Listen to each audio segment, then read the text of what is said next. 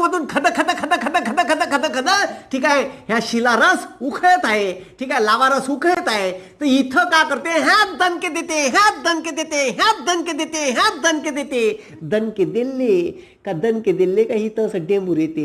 मग हे डेंबूर मोठं मोठं होत जाते. हे डेंबूर मोठं मोठं झालं, चाललं मोठं मोठं, ह्या डेंबूर फुगते.